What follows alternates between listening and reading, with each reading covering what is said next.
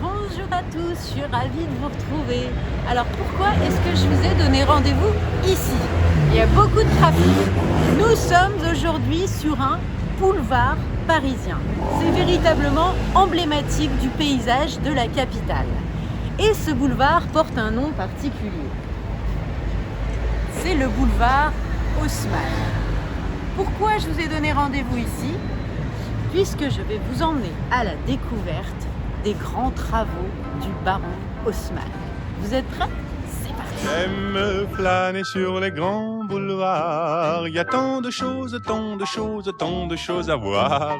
Eh bien oui, comme je viens de vous l'expliquer, et surtout comme vous avez pu entendre dans cette vidéo, il y a beaucoup de trafic sur les boulevards parisiens, puisqu'ils permettent de relier entre eux les grands axes de la ville beaucoup plus rapidement. Et à qui doit-on la construction de la plupart des grands boulevards de la capitale? Vous l'avez deviné, au baron Haussmann. En tout cas, je suis ravie de vous retrouver pour cette nouvelle classe virtuelle. Et maintenant, pour bien comprendre le sujet, revenons un petit peu en arrière.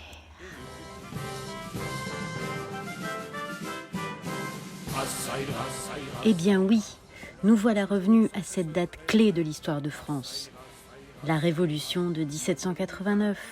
Vous vous souvenez, les Français ne voulaient plus être gouvernés par un souverain qui avait alors tous les pouvoirs. Le roi est alors déchu.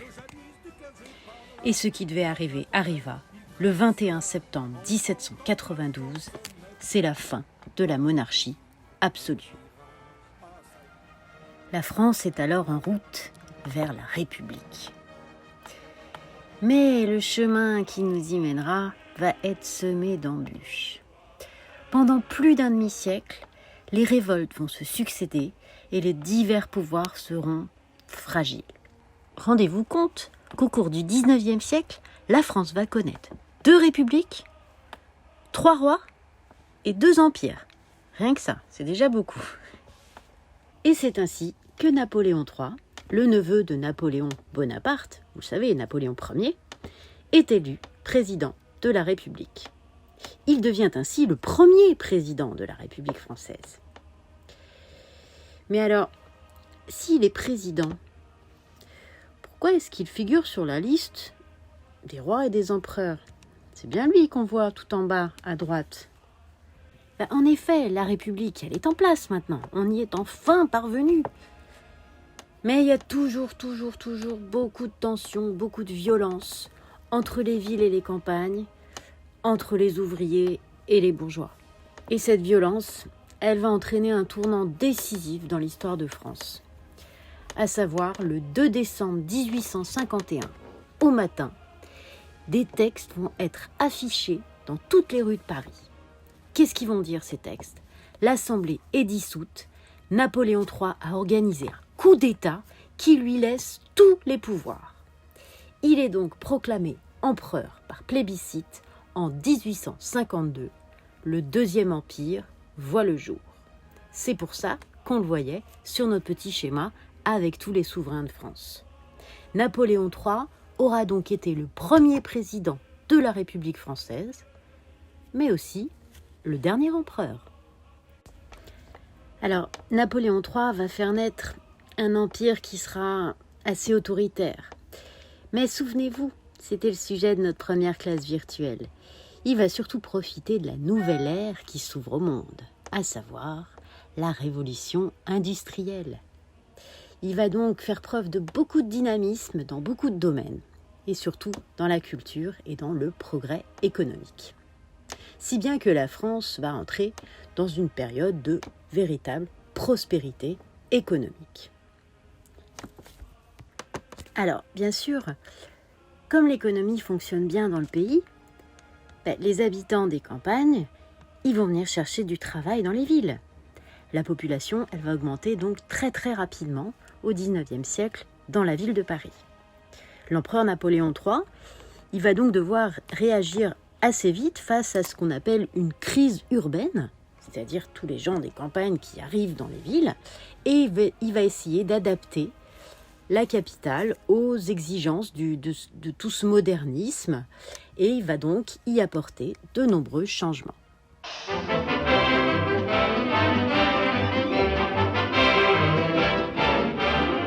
Les grands travaux vont donc pouvoir commencer.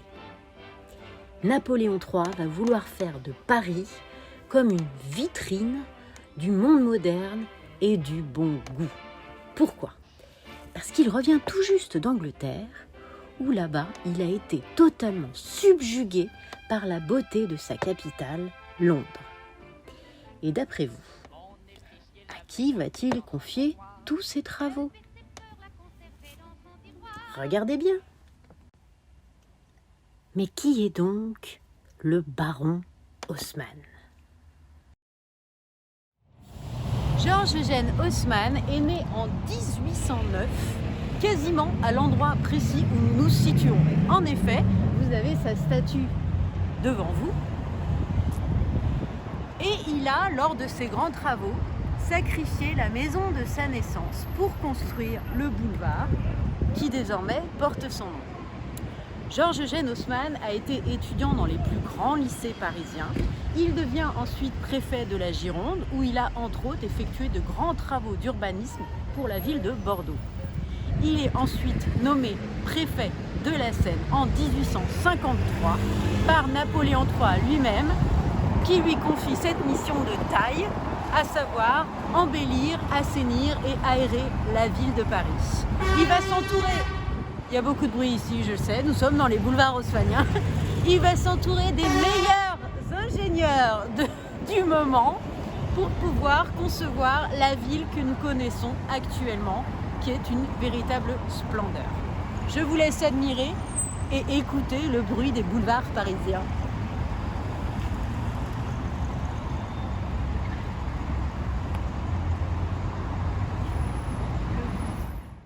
Alors, revenons maintenant un petit peu plus en détail et en images sur les grands travaux, ces fameux grands travaux entrepris par Georges Eugène Haussmann. Alors, regardez bien, avant les grands travaux d'Haussmann, Paris ne ressemblait pas du tout à la ville que nous connaissons aujourd'hui. Regardez bien, je vous ai mis des photos avant, après. Donc on a cette photo en noir et blanc avec au fond l'église Saint-Sulpice et la photo où vous reconnaissez l'église au fond en couleur, qui est datée, on va dire, d'aujourd'hui, enfin de la période contemporaine. Donc vous voyez, le baron Haussmann a véritablement creusé une rue beaucoup plus ouverte que ça ne pouvait l'être avant. Sur la deuxième photo, on y aperçoit le majestueux Panthéon, avec on peut le voir sur la première photo, les travaux du baron Haussmann en cours, et surtout la percée de cette grande rue qui passe devant le Panthéon, la rue Soufflot, et on voit le résultat après.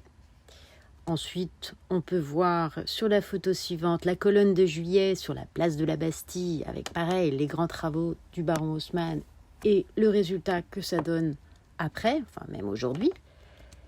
Et surtout, regardez bien la dernière photo où on y voit Notre-Dame de Paris et ce qu'a pu faire le baron Haussmann devant Notre-Dame. C'est-à-dire qu'il a véritablement tout changé pour que Notre-Dame puisse avoir un parvis gigantesque. Il faut savoir que les rues étaient moyenâgeuses avant, donc finalement, devant Notre-Dame, il y avait des maisons. Et il y avait ce grand bâtiment qu'on voit sur la première photo, qui s'appelle l'Hôtel-Dieu, qui est l'hôpital le plus central de Paris. Et le baron Haussmann a changé de place l'Hôtel-Dieu. Il l'a mis de l'autre côté de Notre-Dame pour pouvoir dégager la vue sur la magnifique cathédrale. Alors, et vous, qu'en pensez-vous ? Pensez-vous qu'il fallait entreprendre des travaux d'une telle ampleur ? Alors, c'est vrai que les conditions de vie à l'époque, pour les Parisiens, étaient assez compliquées. Pourquoi ? Parce qu'en effet, avant les grands travaux du baron Haussmann, donc avant à peu près 1850, Paris avait encore l'aspect d'une ville moyenâgeuse, une ville du Moyen-Âge. Et c'était quoi une ville du Moyen-Âge ? C'est des petites ruelles toutes étroites, très mal éclairées, donc un petit peu mal famées parfois, Malheureusement, comme les ruelles étaient très étroites, ça rendait la circulation beaucoup trop difficile. Donc c'est pour ça qu'il a fallu agir assez rapidement. Mais ce n'est pas tout. En plus de ces rues qui avaient vraiment un aspect du Moyen-Âge, comme je vous l'ai expliqué tout à l'heure, la population qui provenait des campagnes pour chercher du travail était de plus en plus nombreuse. Et parmi eux, les plus pauvres d'entre eux vont devoir s'installer au cœur de la capitale dans des logements qu'on appelait insalubres, c'est-à-dire des logements qui n'étaient pas très propres, malheureusement, et ce qui va provoquer de nombreuses épidémies, comme le choléra en 1842. La situation devenait vraiment urgente. Il fallait trouver une solution pour que les conditions de vie des Parisiens s'améliorent. Le travail peut donc commencer. Le baron Haussmann va même lui donner un nom à sa mission. Ce nom, c'est Paris embelli, Paris agrandi, Paris assaini. La mission commence. Et pour accomplir au mieux cette mission de taille, il va s'accompagner d'une équipe de grands professionnels dans tous les domaines. Des architectes, des géographes, des historiens, des jardiniers, des conseillers, des économistes, des banquiers. Imaginez un peu la quantité de travail que cela pouvait représenter. Nous voici sur l'avenue de l'Opéra. J'ai même la panthère rose qui m'accompagne. Alors il faut savoir que les travaux confiés par l'empereur Napoléon III au baron Haussmann étaient, comme je vous l'ai dit, vraiment considérables. Il avait pour mission d'assainir la ville, donc creuser tous des grands boulevards pour faire rentrer l'air et la lumière. Il avait pour mission une mission également économique, à savoir ouvrir des grands boulevards vers toutes les grandes gares. Il ne faut pas oublier que nous sommes en pleine révolution industrielle et que les gares sont vraiment symboles de modernité. Donc pour développer l'économie, mais également pour embellir la ville avec des bâtiments typiques de l'ère haussmannienne, tous les immeubles que vous voyez ainsi, construits vraiment à peu près sur le même modèle, à savoir qu'ils ont tous des balcons filants au 2e étage et au 5e étage. Ils sont quasiment tous situés à la même hauteur. Et vous avez derrière vous le superbe Opéra Garnier.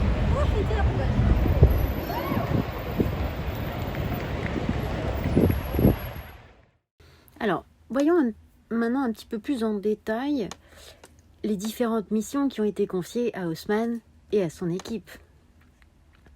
Et oui, la première mission, ce sera de faire passer l'air et la lumière, à savoir détruire tous ces quartiers insalubres pour pouvoir enfin améliorer les conditions d'hygiène.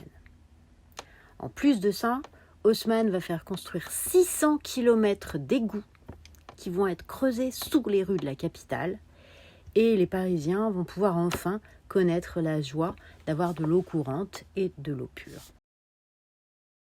Et oui, la deuxième mission d'Haussmann demandée par Napoléon III, ce sera de ce qu'on appelle désengorger le trafic en créant des grandes artères, donc des grands boulevards qui vont permettre de relier les grands axes parisiens, comme je vous l'ai montré tout à l'heure. Ainsi, la circulation des personnes et des marchandises devient beaucoup plus simple. Alors, regardez un petit peu en détail la carte que vous avez sous les yeux. Les boulevards qui ont été percés par Haussmann sont ceux qui sont tracés en rouge. Vous voyez, donc c'est vraiment des boulevards qui sont très très importants dans la capitale.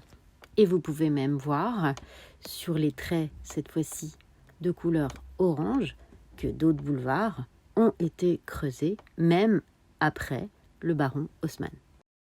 Nous nous trouvons maintenant au carrefour de deux grands boulevards haussmanniens. Alors comme vous pouvez l'entendre, il y a beaucoup de trafic, beaucoup de bruit, mais comme je vous l'ai déjà expliqué, Haussmann a fait construire ces grandes percées pour pouvoir relier les grands axes de la capitale. Derrière vous, vous avez l'église Saint-Augustin qui a été construite également pendant les grands travaux d'Haussmann. Et on dit que cette église est l'église la plus bruyante de Paris, puisqu'elle est entourée de grands boulevards et de voitures avec un passage incessant.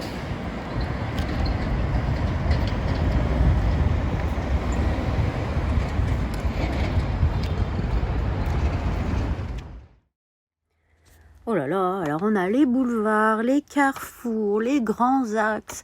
C'est bien bruyant tout ça, hein. Mais à quoi ça sert? Eh bien oui, forcément, toutes ces ouvertures, elles vont entre autres aller jusqu'aux gares. Et l'ouverture vers les gares, à quoi ça va servir? Ça va permettre de développer l'économie. Ne l'oublions pas, l'arrivée du train à vapeur, c'était une véritable révolution dans les transports. Et il y a aussi les transports publics qui vont aussi se développer afin de faciliter les conditions de vie des Parisiens. Tout ça, ça va permettre à la ville de se développer et de développer son économie. Venons-en à la 3e mission d'Haussmann. Donc rappelez-vous, on avait la mission 1 qui était l'hygiène, la mission 2, le progrès, et la mission 3, elle est de taille puisqu'on en voit encore beaucoup de traces aujourd'hui. Ce sont les équipements. Et oui, cette mission consiste à doter la capitale de nouveaux équipements dans le but de la faire briller à un niveau international. Donc qu'est-ce qu'on va avoir? Des grands magasins comme le Printemps que vous voyez là sous vos yeux, des théâtres, mais aussi de nouvelles gares. Tous ces nouveaux équipements ont finalement formé ce nouveau Paris que nous connaissons tous aujourd'hui. Mais ce n'est pas tout. Regardez ça. Nous voici au parc Monceau. Dans ces grands travaux, il faut savoir que le baron Haussmann a accordé une réelle importance à l'embellissement de la ville. Nous sommes ici dans un des 3 parcs parisiens qu'il a fait construire, le parc Monceau, le parc Montsouris et le parc des Buttes-Chaumont. Il a également fait aménager à l'ouest et à l'est de la ville 2 grands bois, le bois de Boulogne et le bois de Vincennes. En 2 ans, il a fait planter pas moins de 100 000 arbres dans toute la capitale et également fait installer des petits squares de quartier de manière à ce que chaque Parisien n'ait pas à marcher plus d'1 demi-heure pour se rendre dans un espace vert. Regardez la beauté de ce parc. Des statues, des sculptures, de l'herbe, un espace vert, l'idéal pour tout citadin.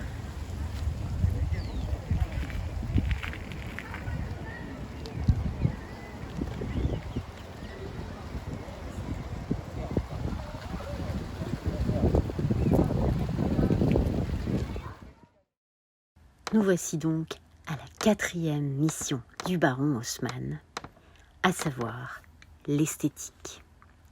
Et oui, pour favoriser cet assainissement de la ville de Paris, qui était bien sale, Haussmann va faire construire des parcs gigantesques, comme le parc Monceau que vous venez de voir, mais aussi le parc des Buttes-Chaumont ou le parc Montsouris, qui se trouve vraiment dans la capitale et apporte un écrin de verdure absolument indispensable au bien-être des promeneurs. Le parc des Buttes-Chaumont est une véritable merveille. Si vous voulez un jour que je vous y emmène, vous me le demandez et je ferai ça avec le plus grand des plaisirs. Ce parc a été créé de toutes pièces pour pouvoir offrir aux promeneurs un espace montagnard. C'est plutôt bizarre, non, dans plein Paris. On y trouve donc des rochers, des falaises, des torrents, des cascades et même des grottes. Le tout avec un grand lac au milieu du parc, surmonté d'un petit temple. Alors il faut savoir qu'à l'origine, avant d'exister, ce parc des Buttes-Chaumont, c'était une carrière de pierre. On utilisait même les pierres pour construire les bâtiments de Paris. Il n'y avait donc pas de terre, donc pas de végétation. Haussmann a donc fait acheminer des tonnes de terre pour pouvoir y planter des arbres, de la pelouse et développer toute une végétation pour que cela devienne un parc. Si vous avez la chance d'aller dans ce parc, vous y verrez que tout est vraiment aménagé pour qu'on s'y sente vraiment bien. Alors, pour le construire, il faut savoir qu'ils ont mélangé de la pierre naturelle qu'il y avait déjà, puisque c'était des carrières, avec du ciment artificiel. Donc, ils ont pu concevoir des rochers, mais qui sont donc des faux rochers, des falaises, et ils vont même jusqu'à créer des fausses stalactites en ciment à l'intérieur des grottes. Ces parcs ont été conçus pour bien améliorer les conditions de vie des Parisiens de l'époque. Écoutez, nous étions tout à l'heure sur un boulevard, vous entendiez le bruit, le trafic du boulevard. Là, nous sommes au cœur du parc peut y avoir un peu plus de silence, on entend les oiseaux chanter. On peut respirer un petit peu plus. Donc on y voit tous des promeneurs, des familles, des joggeurs, des enfants avec leur vélo. C'est un véritable plaisir, c'est ce qu'on appelle vraiment le poumon vert pour les Parisiens.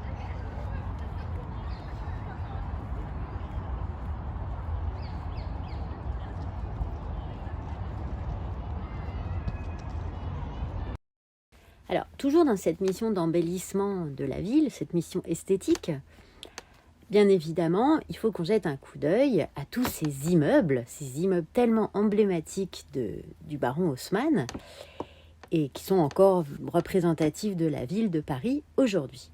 Alors, regardez bien cette façade. C'est la façade côté rue de ce qu'on appelle un immeuble haussmannien. Donc, les constructeurs de ces immeubles devaient respecter certaines règles. Haussmann voulait en effet que les immeubles se ressemblent tous au minimum pour que la ville puisse être harmonieuse. Donc ces règles à respecter, c'était déjà la hauteur. Les immeubles de ce type-là vont quasiment tous être de la même hauteur. La façade, elle, est en pierre de taille. On a des balcons filants, ce qu'on appelle des balcons filants. Regardez bien au 2e et au 5e étage, c'est des balcons qui sont tout en longueur. Et au rez-de-chaussée, on avait souvent des boutiques et des cafés. Alors, c'est vrai que même si on leur a imposé des règles, comme je vous l'ai dit, surtout pour la façade, il y a quand même quelques architectes qui ont laissé un petit peu aller leur imagination. Et le résultat, parfois, il peut être assez spectaculaire. Regardez cette image sous les yeux. Là, c'est ce qu'on appelle une cariatide. Une très, très belle statue, habillée ici donc avec une robe un peu façon antique. Et il faut savoir que cette cariatide, elle fait 3 étages de hauteur. Elle est vraiment gigantesque. Ici, on a des atlantes qui entourent, regardez bien, qui entourent toute une fenêtre. Ils ont l'air d'être en plein travail. Donc là, il y en a un qui a un marteau avec un burin, l'autre il a une truelle. Donc c'est très très beau à regarder quand vous vous promenez. Il faut juste lever les yeux. Et parfois certains immeubles peuvent être assez surprenants. Alors regardez bien ici, je vous ai mis une découpe de l'immeuble pour voir un petit peu comment ça se passe à l'intérieur et pour vous montrer comment vivaient les Parisiens au 19e siècle. Ça a un petit peu changé aujourd'hui quand même si les immeubles sont restés les mêmes à l'intérieur. Alors, regardez bien, au rez-de-chaussée, donc on a, comme je vous l'ai dit, sur la façade, on a les commerces, donc c'est des cafés ou des boutiques. Au premier étage, finalement, ce sont les logements des employés des magasins. Ils travaillent juste en dessous, ils habitent au-dessus. Parfois, on y installe une salle de restaurant, ça pouvait avoir plusieurs utilités, mais très souvent, c'était les gens qui travaillaient en dessous. Ensuite, au 2e étage, là, c'était à l'époque l'appartement le plus prestigieux, avec vraiment un plafond très très haut et décoré avec des belles cheminées en marbre, des miroirs dorés. Ils avaient ce fameux balcon filant que je vous montrais tout à l'heure. C'était vraiment l'appartement le plus chic. Ensuite, au-dessus, on grimpait. C'était des appartements pareils, assez chics. Tout en haut, c'est ce qu'on appelait les chambres de bonne. Et ces chambres de bonne étaient réservées pour les domestiques qui travaillaient dans tous ces appartements luxueux. Et oui, ça aussi, ça fait vraiment partie de ce qu'on appelle le style haussmannien. C'est ce qu'on appelle le mobilier urbain. Et ça fait encore partie du paysage parisien, à quelques petites exceptions près. Alors, qu'est-ce que le mobilier urbain ? Ce sont les meubles qui sont installés dans les rues de Paris et qui sont à la fois utiles et esthétiques. Ils sont très souvent peints en vert pour être bien évidemment bien accordés avec tous les arbres plantés pour l'aménagement des parcs. Regardez bien, on a ce qu'on appelle des candélabres. On a ça, ce sont des toilettes pour hommes, ça n'existe plus.